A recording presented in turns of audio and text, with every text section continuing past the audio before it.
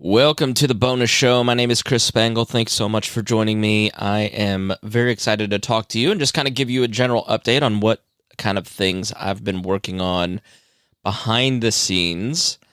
So, since we last spoke over the last couple weeks, I haven't recorded a lot of shows. Excuse me. During the I do the pat down every week regardless, but that's the one show that I do every week. Sometimes with the Chris Spangle show, I get to take a break and pre-record a bunch of stuff, usually in December. Mittens is coming to say hello. Anytime I start talking, she likes to come and get petted and meow in the microphone, so I apologize. And so, with the pat down I always do, that's very easy. Just sit down and have a chat. And right now we're trying to work on banking some stuff because she's going to be doing some shooting, and it just is always sort of hairy to get it in because the three of us are very busy. She's very, very busy. So it's a little tough to get those recorded. But that's the one show that I have a standing appointment on anymore. For Chris Spangle show and We're Libertarians, I'm actually going to do that here in about an hour and a half with the fellas over at the Doolittle Studios. And we're getting together once or twice a month. We pick a topic, read a bunch of articles, think about it, talk about it in a group chat sometimes. We did not on this one. We're talking about ChatGPT. And will it destroy democracy? Is it the end of the world? I've been reading a bunch of different articles and have been playing with it. And they're all techie guys. So there's not much pre-planning that kind of goes into that one. But a lot of times what we'll do, and I know Boss Hog of Liberty does this for every episode, they create a messenger chat for each one of their episodes, put the guest in there, put the articles that they want to talk about, put the show outline in there. So even if the guest doesn't read it, probably 50% of them do, they're not surprised. They're coming to the conversation prepared. And that's definitely what I want to have happen. So with the Chris Spangle show, it's got different parts, but for the We're Libertarians part, where it's a panel of reoccurring co-hosts, I've got a stable of co-hosts that I go to. Harry's there on everyone. Reinhold's there for most of them. But depending on the topic, I'll kind of pick and choose based on the topic who I want to be in the third or fourth or fifth chair even. So for ChatGPT and AI, I invite the techie, nerdier people to that one, but I'm not going to invite the co-host that's, into military stuff or Second Amendment stuff or women's issues or, like if we're talking about privacy rights or women's issues or issues of like criminal justice, then like Sarah Brady is my go-to. Because that's the stuff that she's like really into. She can talk about a wide range of stuff, but you don't want to invite a co-host. I'm not saying this about Sarah, but like you don't want to invite a co-host who's like, the reason low-key WAL exists on the We Are Libertarians network is because Harry wants to talk about stuff I don't care about. And so I said, start your own show and talk about those things that you do care about because I don't want to talk about them. I'm not interested in that. And so he started his own show, and it's going very well. So they're on their way to be the third or fourth biggest show in the network. So they've done it sporadically forever, but it had no listeners. And then you give it a feed and you do it every week, and all of a sudden you're adding a couple hundred people a month. So I don't know how they prepare for that show. I don't know that they prepare for that show because it's just sort of 4 hours of rambling. That's not fair. 2 to 6 hours of rambling, depending. So for the panel shows, I'll pick the topic, I'll pick the co-host and invite them, tell everybody the general idea of the conversation, and then we show up and just have a conversation. Sometimes they go pretty well. Like I felt the last one on guns and AK-47s and then the Crowder stuff, like the first half was really good. I knew what questions to ask. I talked with Jordan Laycock about what I wanted to talk about. It flowed really well. It was kind of short and tight. I hit my marks in terms of my goal, which was taking somebody who doesn't understand anything about guns and AK-47s and AR-15s and M4s and give them a very dummy subject. Like, if you're just a total dummy, I'm kind of a dummy, but I'm like, I know what questions to ask. Like, I don't have any experience, but I sort of know enough what to ask, which is why I played the voice of the listener. I'm dumb on this. Tell me this. Tell me that. Tell me this. I thought that went really well. But then in the second half, we didn't really have a plan when we talked about Crowder. And I felt that got a little meandering and it got a little off target. So I wasn't crazy about that half. Don't know how the ChatGPT stuff is going to go today because I haven't really thought a lot about it, to be honest. So I'm kind of going into it with not a lot of research, not a lot of planning, a little experience with ChatGPT and how I'm using it. And so it's one of those shows where I'm kind of hoping they'll carry the show. And if they're not carrying the show, then it will be 45 minutes instead of 2 hours. So I recorded a bunch of Liberty Explains. So one thing I'm really working on and have been, and this subject, I guess, would be called defining your voice. Okay, if the last subject was how to kind of prepare for a show, how I prepare for certain episodes, this part is about finding your voice. So for a long time, my voice was libertarian and just sort of reflecting the libertarian movement. And I didn't spend a lot of time trying to figure out what I believe. It's easy when you're doing any kind of commentary to just go with your gut, go with your first reaction. And I've always been more of a news guy than maybe a political commentator person or a philosopher type, or you're sort of, there's different categories in how you do it. So I've always loved reading the news and talking about the news, kind of helping people explain what's happening with the news.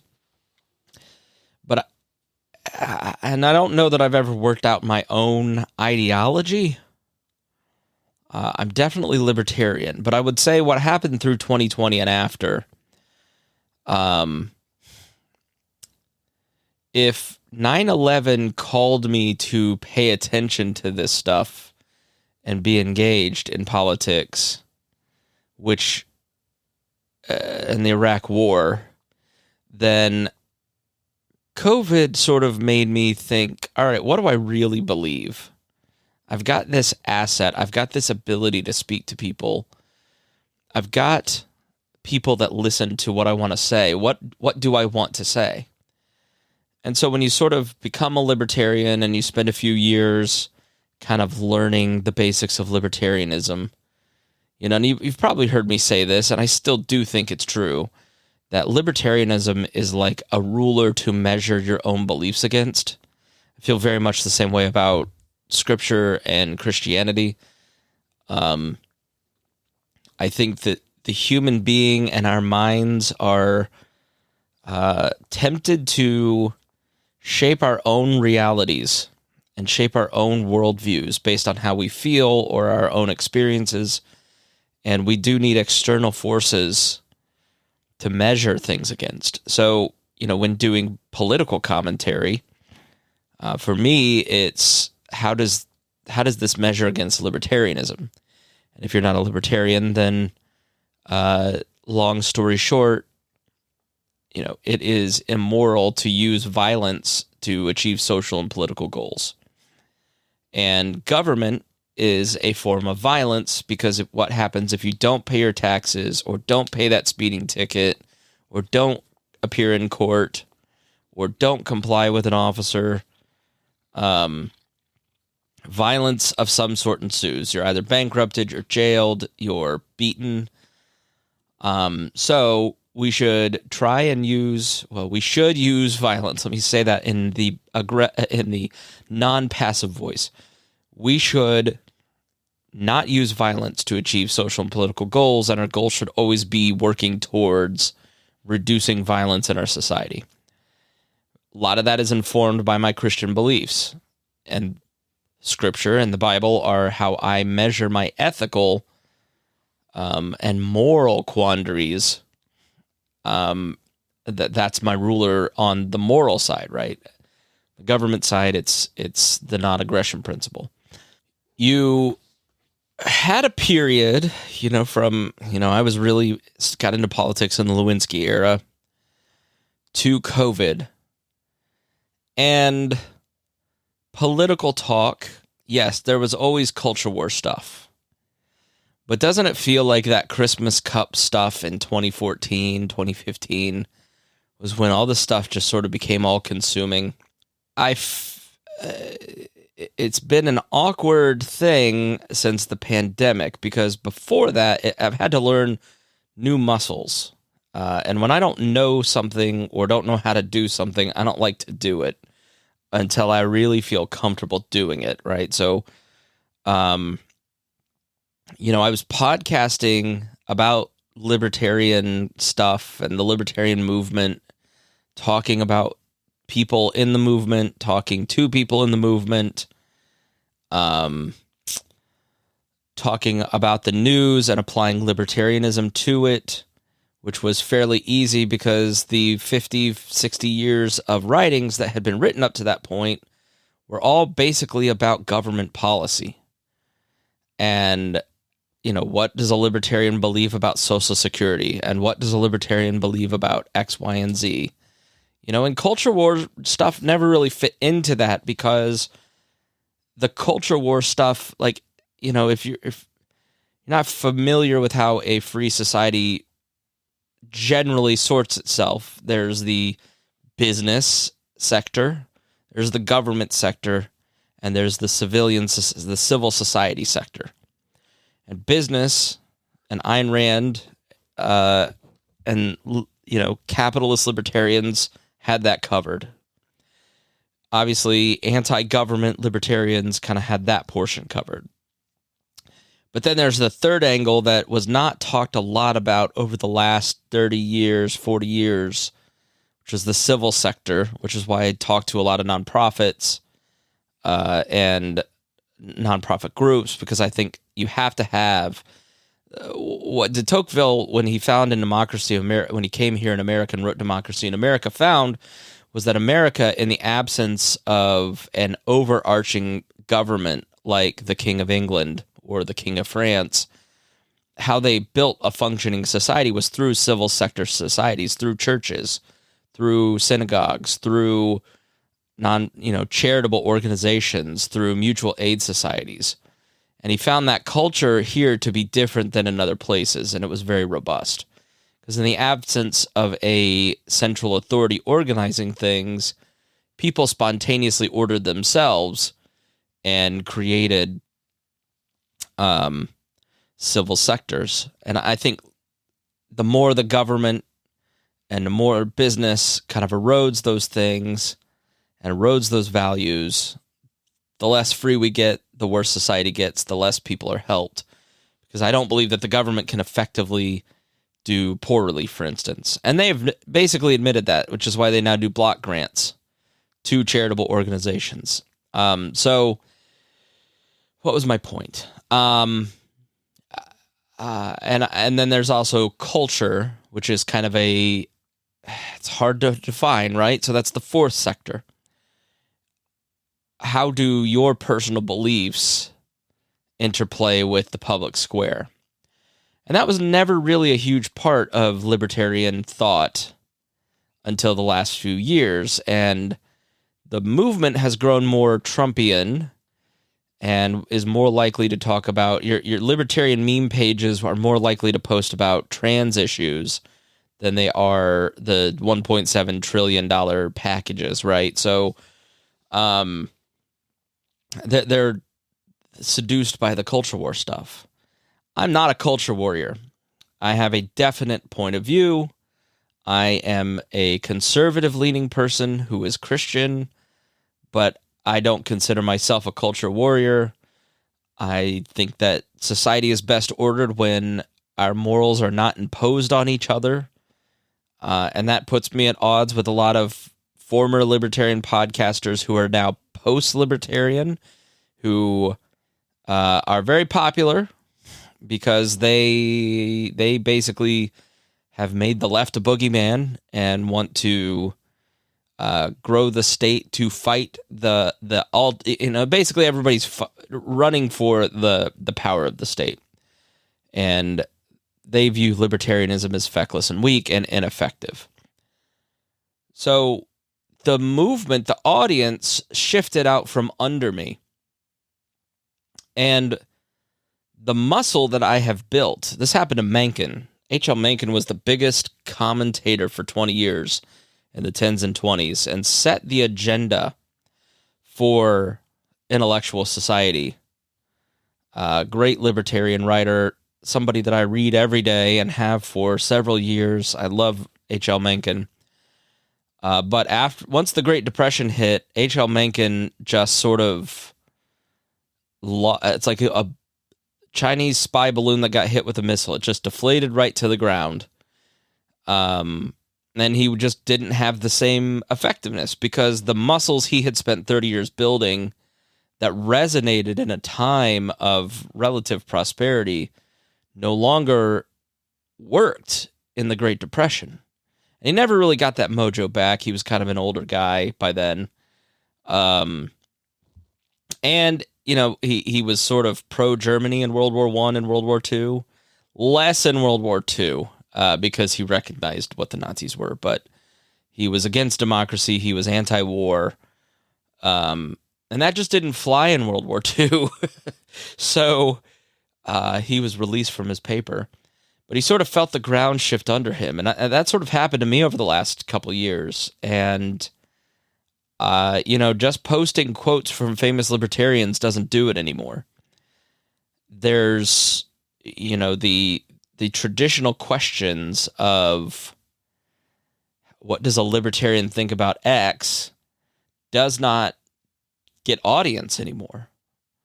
What gets audience is beating up on other people. And I'm not going to do that. And I'm not going to quit doing the show. So I've had to try, 2022 in a lot of ways was I don't know what to say. So I'm going to kind of do these interviews because I want to keep my show alive until I can figure out how to do this show in a way that I'm proud of, that accurately reflects what I believe and builds people up, that you as a listener is inspired by. So I'm not there yet, but I've really spent a part of the reason I read 104 books last year was to systematically read through a lot of different things, and really what I've been focused on in my reading practice is thinking about big ideas, thinking about ideologies, thinking about theologies, thinking about how politics and religion interact, how what is the history of these great ideas that shaped the political stew I'm in. That's a huge reason Matt and I do the history of modern politics. While not a ton of stuff yet makes the air, for he and I both, it's a huge intellectual exercise to go through and kind of think about the grand ideas of Western history. and American philosophy and what contributed to it, from the ancient Greeks and Roman times through the constitutional fights of England, through the independence era, through, Civil War and antebellum eras, all these different periods of American history. How do we get to what we believe now? So I've been reading a lot of books on democracy and liberalism and capitalism and history and political history and philosophy. I'm reading through a book on Marx and another book on Nietzsche right now. And as always, a lot of different Christian books. I've got on my Kindle 83 different books in progress, and I've got probably about another 20 books that I read through sitting here next to me to my left in my little book cubby. I'm not great at finishing a lot of books, and I read a book very slowly because I'm reading so many books at the same time.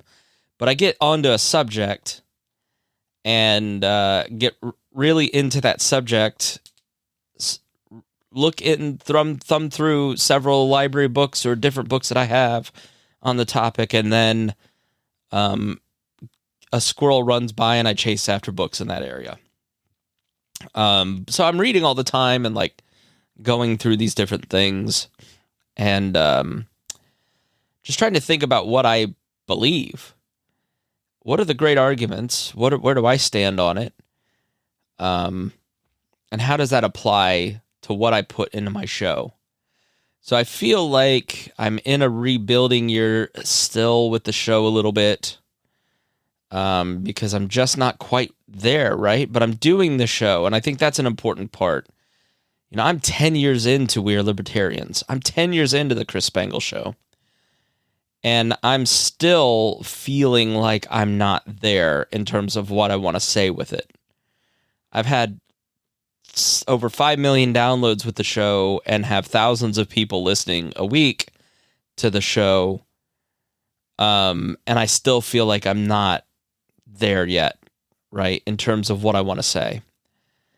And for a long time, and honestly, somewhat the more successful years I was not saying stuff because it's what I felt I needed to say. It was what I thought they wanted to hear. But I will tell you, eventually, if you're telling people what they want to hear, as opposed to being true to what you believe, the ground shifts under you. Or you personally grow disillusioned with it. Or it doesn't work because it's discordant with the audience and they can kind of tell that you're faking it. So I think it's important, if you start a podcast, you've got to think about what you want to say. You've got to think about what your mission is with this show, because that's what kind of keeps you generating content. That's what keeps you moving forward. That's what, for me, the Chris Spangle Show is a non-negotiable in my life, even if sometimes it's a pain in my ass. Because I know there is a part of me that loves thinking about these big ideas and current events and talking about them, and it's an intellectual exercise for me. And I'm always going to have that piece of me, and that piece of me needs to be exercised. It's not going to die. It'll just go restless. So it's just not something I could give up. There's a really good job that a few years ago that I kind of thought about chasing after, but it would require me to cancel all of my shows. And I thought, are you going to be happy being a behind-the-scenes person totally and losing this outlet that you love, that was a bigger part of my identity then than it is now? And I chose We Are Libertarians over that job. So it would have been, I'm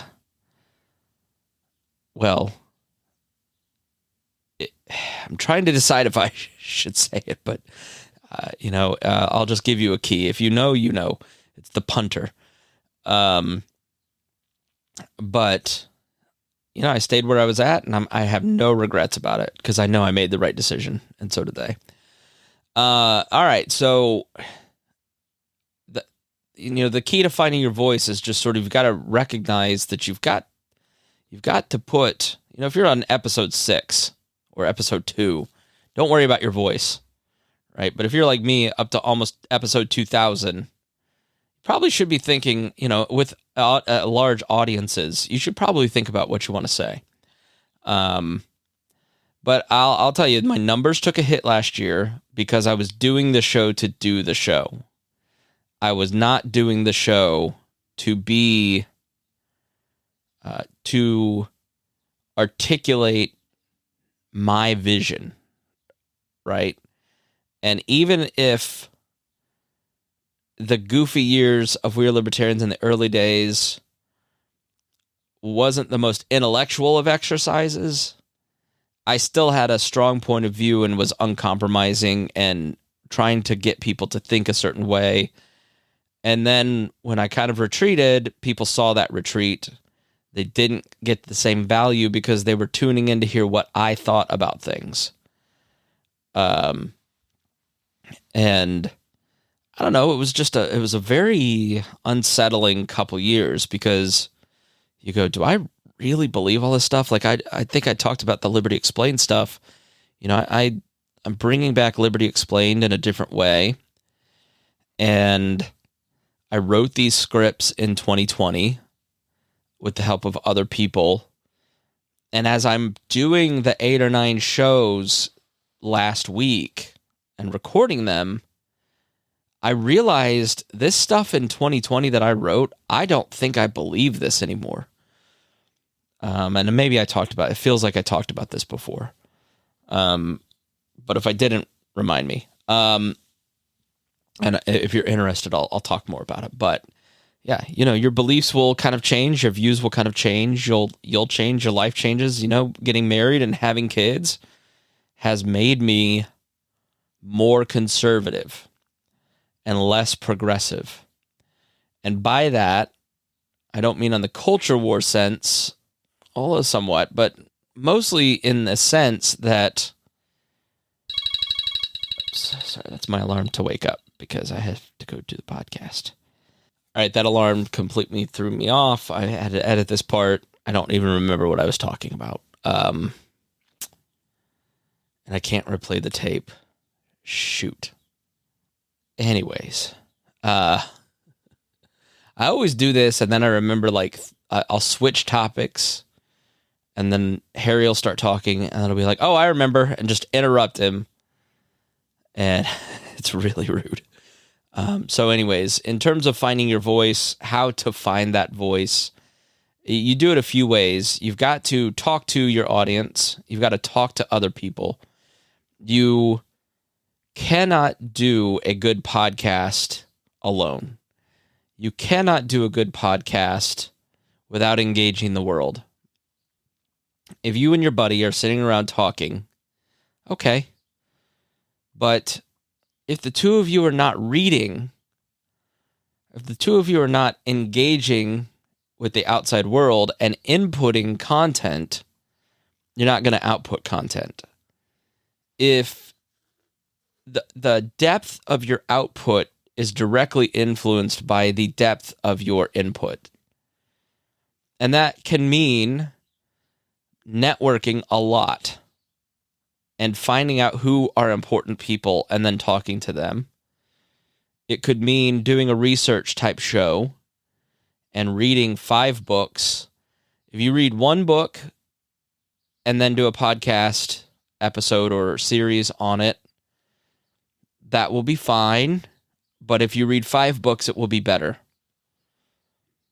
But don't let that stop you from shipping the product and putting it out. And this is something that I'm running into recently, which is you've just got to ship it.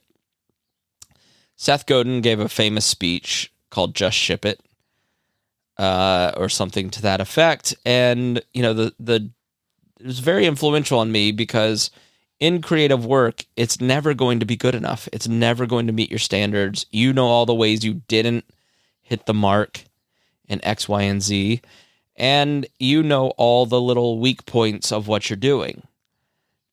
But when it goes out into the world, it's hitting the ears of people that have no exposure, right, to maybe the topic that you're talking about.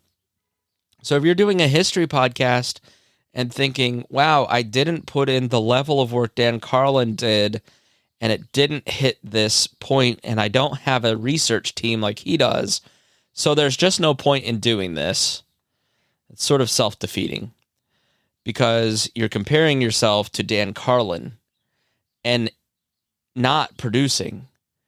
And what's actually happening is you're robbing your community of having the benefit of the C+ research versus the A+ research, right? So, and I'm not saying in terms of quality or factualness. I'm saying if you feel like you put in a C effort, but you have a somewhat good product, then you should put it out and keep evolving it, because what you'll find in podcasting is your capacity eventually expands.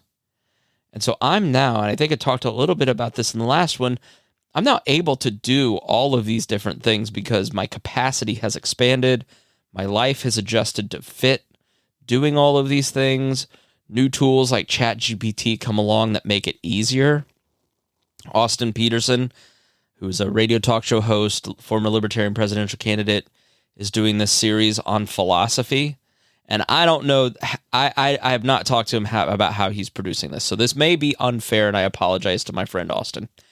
But looking at the content that he's producing on various philosophical strains like minarchism and objectivism, it looks like he is asking questions of ChatGPT about that particular philosophy and then taking the scripts that it writes, voicing it, and laying that over AI-generated images, aka rights-managed images that he is free to use, because if you used pictures of Ayn Rand while talking about objectivism, you could be dinged for copyright, but if you put it into the AI generator and it changes it, that's a gray area now, right? So, and it's a little bit more visually interesting than just sort of this, like, you know, it kind of formats all the images. So it's a very cool idea, and he's using AI to kind of form all this stuff, which has given me ideas for how I might do some content, right? That might be a little bit easier